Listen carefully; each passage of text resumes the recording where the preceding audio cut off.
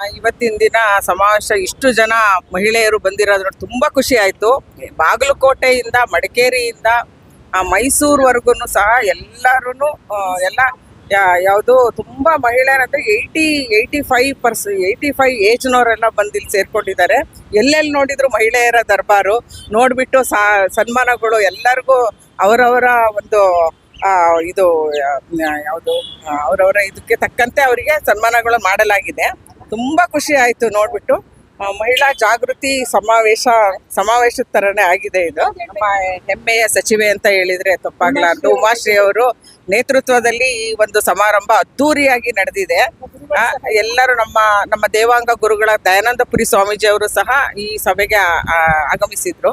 ಇವರ ಹಾಜರಾತಿಯಲ್ಲಿ ಒಟ್ಟಾರೆ ಈ ಕಾರ್ಯಕ್ರಮ ಯಶಸ್ವಿಯಾಗಿ ಪೂರ್ಣಗೊಂಡಿದೆ. ಮೇಡಮ್, ಕೆಲವರು ಬಂದು ಹೇಳ್ತಾ ಇದ್ರು ಚಿತ್ರದುರ್ಗ ಬಂದಿದ್ರು, ವ್ಯವಸ್ಥೆ ಸರಿ ಇಲ್ಲ, ಮತ್ತೆ ನಮಗೆ ಕರೆದು ಸನ್ಮಾನ ಮಾಡಿದ್ದಾರೆ, ವ್ಯವಸ್ಥೆ ಚೆನ್ನಾಗಿಲ್ಲ ಅಂತ ಹೇಳ್ತಾರೆ. ಇಲ್ಲ, ಚೆನ್ನಾಗಿತ್ತು.